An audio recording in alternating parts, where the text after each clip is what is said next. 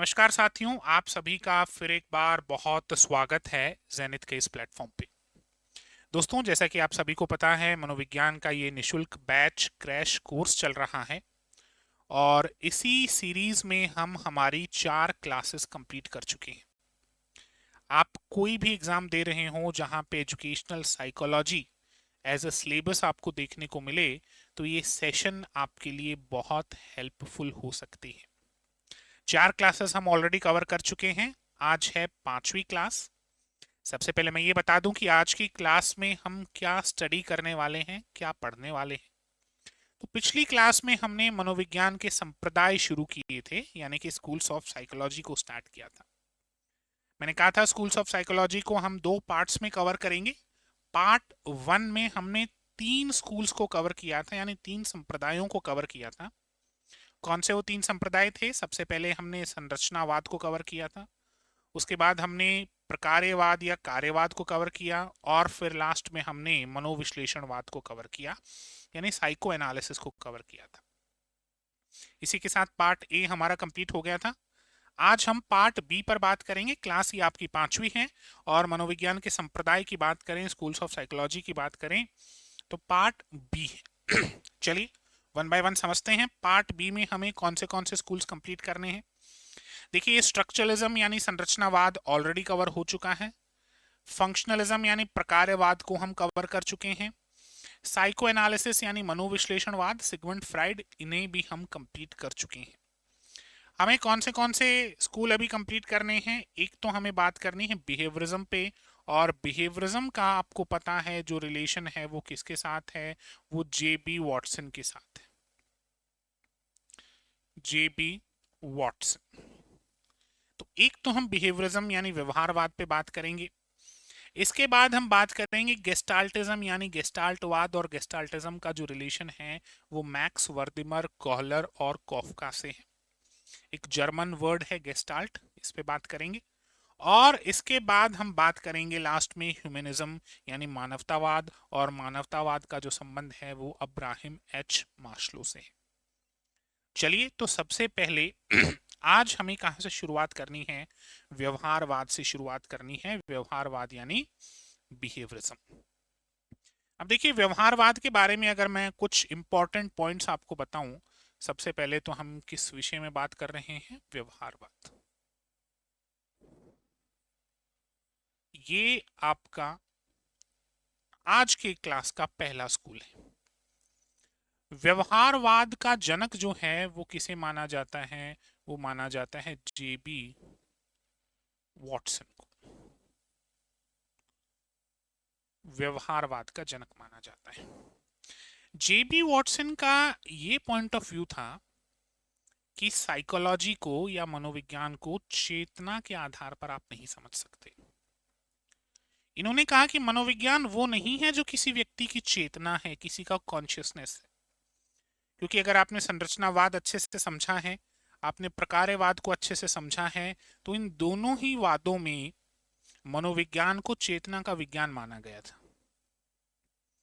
व्यवहारवाद इन दोनों के ही विरुद्ध खड़ा होता है और ये कहता है कि मनोविज्ञान समझना है तो व्यक्ति के व्यवहार को समझो। व्यवहार समझना ज्यादा जरूरी है, और व्यवहार को समझने के लिए इन्होंने हमें 2 चीजें दी। एक स्टिमुलस, जिसे हिंदी में उद्दीपक कहते हैं, एक तो स्टिमुलस, और एक हमें मिला यहां से रिस्पॉन्स, जिसे हिंदी में प्रतिक्रिया कहते हैं। और इसी प्रतिक्रिया को हम क्या कह देते हैं? व्यवहार कह देते हैं। यानी अगर जेबी वॉटसन का पॉइंट ऑफ व्यू देखा जाए तो इनका बड़ा सिंपल सा पॉइंट था कि कोई भी व्यक्ति कोई भी व्यवहार करता है, कोई भी बिहेवियर करता है, उसी को देखकर आप उसके मनोविज्ञान को समझ सकते हैं। मनोविज्ञान को चेतना के माध्यम से या मन के माध्यम से या आत्मा के माध्यम से नहीं समझा जा सकता। ये व्यवहार का विज्ञान है। क्लियर है? तो सबसे पहला पॉइंट ये तो खैर आप लोगों ने नोट कर ही लिया। इसके बाद जो एक इंपॉर्टेंट पॉइंट आप लोगों ने नोट करना है वो ये नोट कीजिएगा।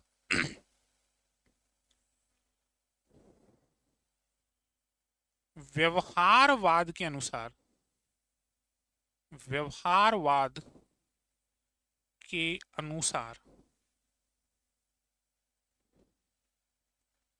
व्यवहारवाद के अनुसार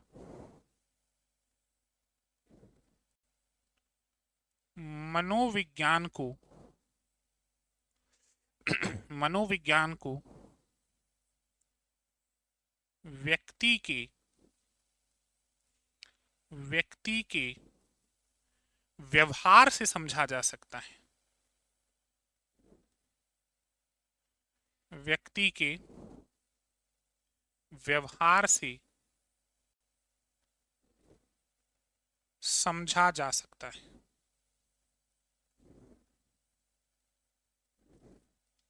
जा सकता है, न कि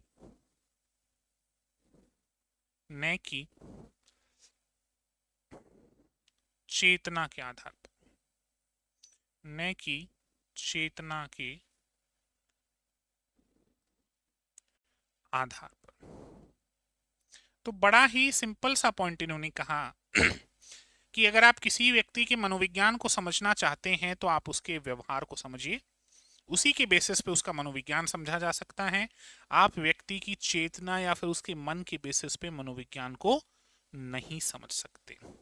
चलिए तो थोड़ा सा अब इनके बारे में समझते हैं, क्या ये संप्रदाय है। इस संप्रदाय की स्थापना संरचनावाद तथा प्रकार्यवाद जैसे संप्रदायों के विरोध में की गई। जैसे कि मैंने आपको अभी थोड़ी देर पहले बताया कि व्यवहारवाद की जो स्थापना है वो संरचनावाद और प्रकार्यवाद के विरोध में हुई। यानी व्यवहारवाद में चेतना को नकार दिया गया। प्रतिपादक कौन है? जेबी वॉटसन है, जॉन हॉपकिंस विश्वविद्यालय यूएसए। यानी व्यवहारवाद के बारे में अगर आप एक और इंपॉर्टेंट चीज समझना चाहें तो ये समझ सकते हैं कि व्यवहारवाद में चेतना को सिरे से नकार दिया गया है। ये चेतना को नहीं मानते, ये किसको मानते हैं? व्यवहार को मानते हैं। क्लियर है? चलो, ये जेबी वॉटसन है और इन्हें व्यवहारवाद का जनक कहा जाता है। अगर कोई आपसे पूछे कभी कि व्यवहारवाद का जनक किन्हें कहा जाता है तो आपका आंसर होगा सर जेबी वॉटसन को कहा जाता है। क्लियर है? आगे बात करते हैं। इसे मनोविज्ञान में द्वितीय बल के रूप में मान्यता मिली है। मनोविज्ञान में द्वितीय बल के रूप में इसे मान्यता मिली है। क्लियर है? जबकि प्रथम बल हमने मनोविश्लेषणवाद में पढ़ा था। तो ये भी इंपॉर्टेंट है। जो आपका व्यवहारवाद है इसे मनोविज्ञान में द्वितीय बल के रूप में जाना जाता है। ठीक है सर, यहां तक बात होगी। वॉटसन ने 1913 में साइकोलॉजिकल रिव्यू के तहत व्यवहारवादियों की दृष्टि में मनोविज्ञान को प्रकाशित किया। यहीं से व्यवहारवाद का औपचारिक आरंभ होता है। Psychology as the behaviourists view it, ये एक इंपॉर्टेंट पॉइंट है। यहां से व्यवहारवाद की शुरुआत होती है और वो जेबी वॉटसन ही थे जिन्होंने एक स्टेटमेंट दिया था कि आप मुझे दर्जन भर बच्चे दे दीजिए, मैं उन्हें चोर, डाकू, लुटेरा, शिक्षक, आप जो कहेंगे वो बना दूंगा। क्योंकि जेबी वॉटसन का मानना था कि वातावरण से जो हमें स्टिमुलस मिलता है, जो उद्दीपक मिलता है, उसी से आपकी प्रतिक्रिया आती है और वही आपका मनोविज्ञान भी है। तो एक इनकी बुक का नाम जरूर याद रखना, psychology as the behaviourists view it's, और 1913 से व्यवहारवाद की शुरुआत मानी गई। चलिए आगे बात करते हैं। व्यवहारवाद में मनोविज्ञान की विषय वस्तु व्यवहार को माना है तथा चेतना को नकारा है। मैंने आपसे पहले ही कहा था कि मनोविज्ञान की विषय वस्तु क्या है, तो मनोविज्ञान की विषय वस्तु सर व्यवहार है। इंपॉर्टेंट, ठीक है। मनोविज्ञान की विषय वस्तु किसे माना गया है? तो मनोविज्ञान की विषय वस्तु व्यवहार को माना गया है और चेतना को नकारा गया है। व्यवहार की इकाई इन्होंने एस और आर को माना है। एस यानी स्टिमुलस होता है और आर यानी रिस्पॉन्स होता है। स्टिमुलस को हिंदी में उद्दीपक कहते हैं, यानी कि आपको वातावरण से जो भी कुछ मिलता है आप उसी के हिसाब से फिर अपना एक्शन करते हैं, अपनी प्रतिक्रिया देते हैं और यही आपका व्यवहार है। अगर आपके व्यवहार को समझ लिया तो आपके मनोविज्ञान को समझा जा सकता है। तो ये ध्यान रखना, व्यवहार की इकाई एस और आर को माना जाता है। तो आप अगर नोट करना चाहें तो नोट कर सकते हैं, व्यवहार की इकाई एस यानी उद्दीपक तथा आर यानी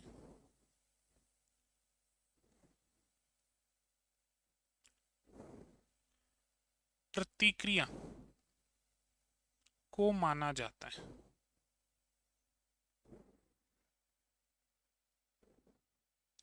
को माना जाता, ये पॉइंट जरूर लिखिएगा, ठीक है। आगे बात करते हैं। अब यहां एक बड़ी समस्या हुई, आगे संज्ञानवादी आए। अब संज्ञानवादियों को हम एक अलग से संप्रदाय के रूप में कवर नहीं करते। कारण ये है क्योंकि संज्ञानवाद के मामले में जीन पियाजे को हम अलग से पढ़ते हैं। तो जब आगे हम पढ़ेंगे, अधिगम के सिद्धांत पढ़ेंगे, वहां आप जीन पियाजे को जरूर पढ़ेंगे और वहां पर आपको संज्ञानवादियों का मतलब भी समझ में आएगा। अब ये जो संज्ञानवादी हुए, इन्होंने एक बड़ा आरोप लगाया व्यवहारवादियों पर। किन्होंने लगाया सर? संज्ञानवादियों ने। क्या आरोप लगाया? तो संज्ञानवादियों ने एक बात कही कि कोई उद्दीपक हो सकता है, इसको बहुत अच्छे से समझना, और यहां आपका व्यवहार हो सकता है। यानी एक तरफ कोई उद्दीपक है और एक तरफ आपका व्यवहार है। अब संज्ञानवादी पता क्या कहते हैं? ये कहते हैं कि सेम उद्दीपक दो अलग अलग लोगों को दिया जाए, तुम दोनों का व्यवहार भी अलग अलग होता है। तो आप फिगर आउट कैसे करोगे? यानी अगर मैं बीच में, लेट से मैं यहां पर एक व्यक्ति बना दूं, अगर मैं बीच में एक व्यक्ति बना दूं, तो इस उद्दीपक की वजह से इस व्यक्ति ने ये व्यवहार किया है। तो ऐसा क्या सोचा इसने जो व्यवहार किया है? इसने ऐसा व्यवहार ही क्यों किया? ये संज्ञानवादियों ने सवाल किया इनसे, व्यवहारवादियों से। भाई व्यवहारवादियों ने तो सिंपल सा कह दिया उद्दीपक और प्रतिक्रिया होगी, ठीक है। पर ऐसी प्रतिक्रिया, ऐसी प्रतिक्रिया आएगी कैसे पता चलेगा? तो ये जो भाई साहब है, इनका जो दिमाग है, ये तय करेगा कि कैसी प्रतिक्रिया होगी। और बड़ा सवाल ये है कि इस दिमाग को पढ़ोगे कैसे? इसी वजह से इसे क्या कहा गया है? Black box. इंपॉर्टेंट है। तो संज्ञानवादियों ने व्यवहारवादियों को ब्लैक बॉक्स की संज्ञा दी है कि ठीक है, उद्दीपक है, व्यवहार है, लेकिन बीच में क्या? तो इंपॉर्टेंट है, ध्यान रखना। संज्ञानवादियों ने व्यवहारवादियों को ब्लैक बॉक्स की संज्ञा दी है और आलोचना करते हुए कहा है कि व्यवहारवाद उद्दीपक व अनुक्रिया का यांत्रिक अध्ययन करता है तथा इनके मध्य मानसिक क्रियाओं को अनदेखी करता है। यानी जो मानसिक क्रिया यहां पर हो रही है, ये वाली अगर आप बहुत ध्यान से देखें, ये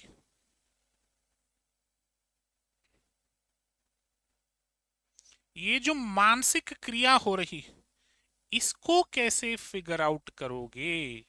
ये संज्ञानवादियों ने व्यवहारवादियों से पूछा, भैया ये बता दो, ये कैसे करोगे?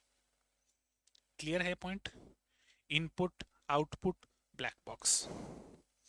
चलो, तो एक ये भी हमारा संप्रदाय यहां कंप्लीट होता है, व्यवहारवाद। अब बात करते हैं अगले संप्रदाय पे, जिसे हम गेस्टाल्टवाद कहते हैं। इसे समग्रवाद भी कहा जाता है। क्या भी कहते हो आप? समग्रवाद भी कहते हो। और इसे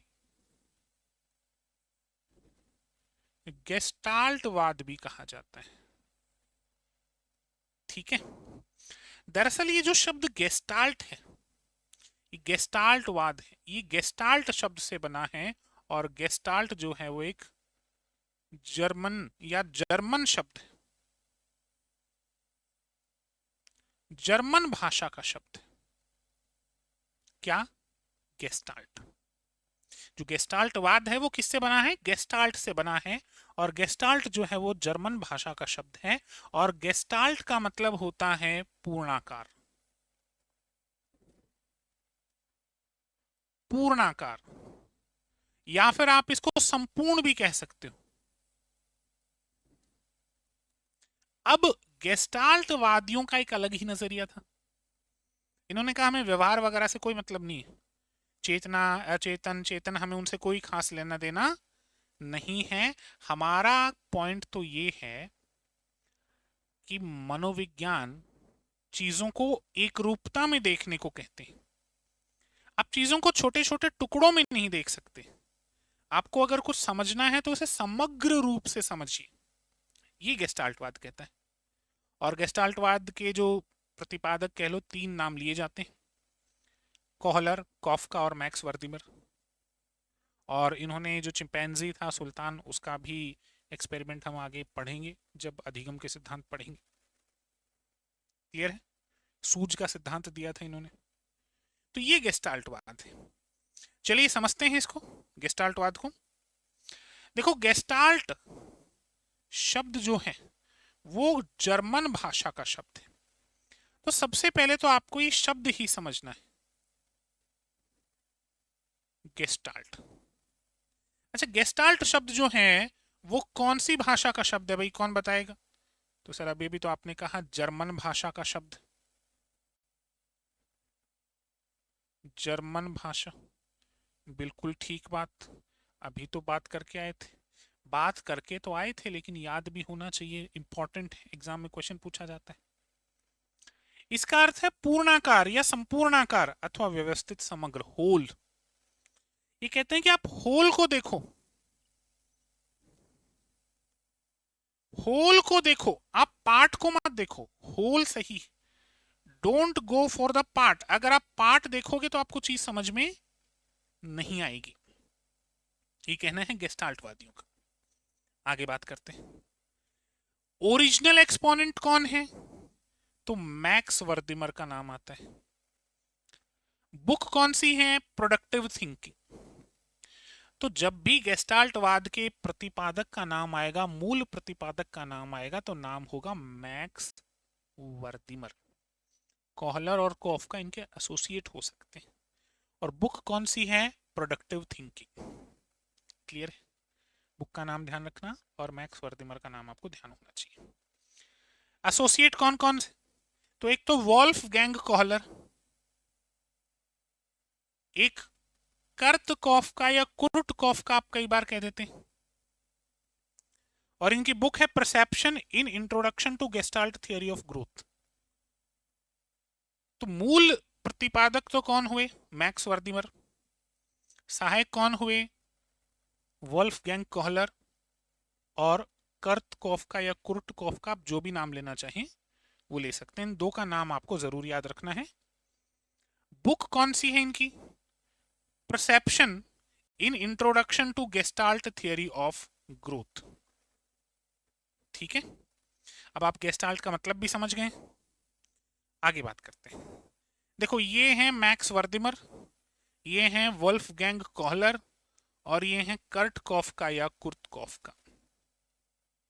ठीक है, इनकी तस्वीरें भी आप देख सकते हैं। मैक्स वर्दिमर हो गए, वुल्फ गैंग कोहलर हो गए, और कुर्ट कॉफका या कर्ट कॉफका, जो भी नाम लेना चाहें ले सकते हैं। गेस्टाल्ट मनोविज्ञान, गेस्टाल्टिज्म या विन्यासवाद मनोविज्ञान का एक सिद्धांत है जो ये मानता है कि हम चीज़ों को उनके अलग अलग भागों में नहीं बल्कि एक संपूर्ण रूप से समझते हैं। ये सिद्धांत मुख्य रूप से अनुभूति और सीखने से जुड़ा है। ये जो गेस्टाल्टवाद है ये परसेप्शन से जुड़ा हुआ है। परसेप्शन का मतलब किसी को देखना, परसेप्शन का मतलब किसी चीज को समझना। जैसे मान लो मैं सड़क से जा रहा हूं, वहां मुझे अचानक से कोई सफेद कपड़ा जो है वो झाड़ियों में हिलता हुआ नजर आया, तो मैंने परसेप्शन बना लिया कि वहां शायद कोई भूत होगा। अब चक्कर ये कि मैंने उसका एक पहलू समझा केवल, और एक पहलू समझा तो मैंने गलत परसेप्शन बनाया। अगर मैं उसको पूर्ण रूप से समझूं कि हाँ ऐसा है, ये है, ये है, ये है, तब मुझे चीज ज्यादा बेहतर समझ में आएगी। तो इन्होंने परसेप्शन यानी प्रत्यक्षीकरण या फिर आप जो विचारधारा बना लेते हैं या जो नजरिया बना लेते हैं उसको बेस बनाया है। और इन्होंने कहा है कि अगर आप कुछ भी समझना चाहते हैं तो उसे छोटे छोटे टुकड़ों में मत देखो, उसे एक समग्र रूप से देखो, तब आपको वो बिंदु बेहतर समझ में आएगा। क्लियर है? परसेप्शन यानी अनुभूति को मुख्य रूप दिया है। लास्ट स्कूल हमारे पास है ह्यूमनिज्म, मानवतावादी, और इसके जो जनक हैं वो किसे माना जाता है? मास्लो को माना जाता है। अब देखो, मास्लो लिखने के भी अलग अलग तरीके, मैस्लो ऐसे भी लिखा जाता है। आपको जो भी इसमें से सुंदर लग रहा है आप वो लिख लो, कोई बड़ी बात नहीं, नाम समझ में आना चाहिए और सिद्धांत समझ में आना चाहिए। ह्यूमनिज्म यानी मानवतावादी, और मानवतावादी दो लोग हैं, एक तो मैक्स वर्दिमर, माफ कीजिएगा मैक्स वर्दिमर बोल दिया मैंने, एक तो अब्राहम मास्लो है और एक कार्ल रॉजर्स है। ये जो हैं इनका नाम है कार्ल रॉजर्स, ध्यान रखना, और ये जो है इनका नाम है मास्लो, ये ध्यान रखना। अब्राहम मैस्लो और कार्ल रोजर्स, दो नाम आते हैं इसमें मानवतावाद में। इनका एक अलग ही पॉइंट ऑफ व्यू था। इन्होंने व्यक्ति की इच्छा शक्ति पर बल दिया। इन्होंने कहा कि कोई भी व्यक्ति कोई काम करता है तो वो किसकी वजह से करता है? अभिप्रेरण की वजह से।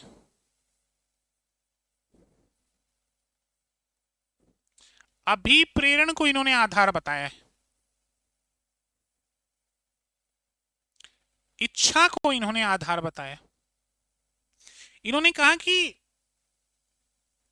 ऐसा कुछ नहीं कि भी ठीक है, कोई बाहर का तत्व है, कोई भीतर का तत्व है, कोई इन्वायरमेंट है। यानी व्यवहारवाद का इन्होंने कोई बहुत ज्यादा समर्थन नहीं किया। इन्होंने कहा कि व्यक्ति जो व्यवहार करता है वो उसके अभिप्रेरण यानी मोटिवेशन की वजह से करता है, वो उसकी जो इच्छा होती है उसकी वजह से करता है। स्थापना अब्राहम एच मास्लो द्वारा। अन्य मानवतावादी जीएस मिड को भी मानवतावादी माना जाता है, मतलब इस थियोरी का समर्थक माना जाता है। व्यक्ति का संगठित व समग्र रूप से अध्ययन करना, अन्य नाम क्या है? मनोविज्ञान का तीसरा बल भी इसे कहा जाता है। दो बल हम देख चुके, मनोविज्ञान का तीसरा बल इसे कहा जाता है। दरअसल अब्राहम एच मास्लो ने अभिप्रेरण का एक बहुत बढ़िया सिद्धांत दिया है, आवश्यकता क्रमबद्धता सिद्धांत, द नीड हायरार्की थ्योरी। और इसके बेसिस पे इन्होंने ये बताने की कोशिश की कि कोई भी व्यक्ति जो व्यवहार करता है वो वातावरणीय कारणों की वजह से नहीं करता, वो व्यक्ति व्यवहार करता है अपने अभिप्रेरण की वजह से, अपने मोटिवेशन की वजह से, अपनी आवश्यकताओं की वजह से। और ये आवश्यकताएं एक क्रम में पैदा होती हैं। 5 आवश्यकताएं बताई और पांचों आवश्यकताओं की हायरार्की बताई कि अगर सबसे पहली आवश्यकता पूरी नहीं हो पाई तो आप व्यक्ति दूसरी आवश्यकता के लिए अभिप्रेरित नहीं होगा। एक बार कोई आवश्यकता पूरी हो गई फिर व्यक्ति उसके लिए दोबारा से मोटिवेट नहीं होता है। हालांकि बाद में हर्जबर्ग ने बहुत क्रिटिसाइज भी किया इनको, वो बात एक अलग है। जब हम अभिप्रेरण या मोटिवेशन वाला चैप्टर पढ़ेंगे तब मैं क्लियर बताऊंगा आपको पूरा डिटेलिंग। यहाँ हम केवल और केवल इसका जो बेसिक एक संप्रदाय है उसे समझने की कोशिश कर रहे हैं। तो ये ध्यान रखना, मानवतावादी में व्यक्ति का व्यवहार जो है वो उसके अभिप्रेरण, आवश्यकता और इच्छा पर निर्भर करता है। मैं एक लिख देता हूं छोटा सा नोट ताकि आप लोगों को इसमें दिक्कत ना आए।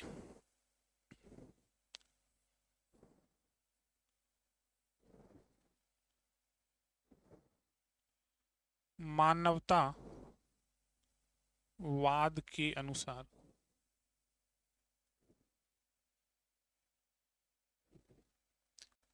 मानवतावाद के अनुसार व्यक्ति का व्यवहार उसकी इच्छा, आवश्यकता तथा अभिप्रेरण